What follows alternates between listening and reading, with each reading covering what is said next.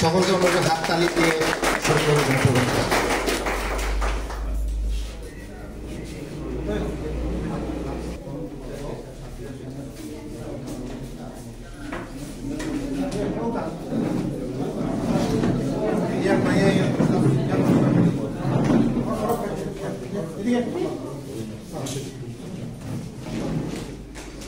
Sir, district education officer স্যারকে আমি ডাকবো এবং স্বাগত ভাষণ দিয়ে আজকের অনুষ্ঠানটা শুরু করার জন্য প্রোগ্রামটা।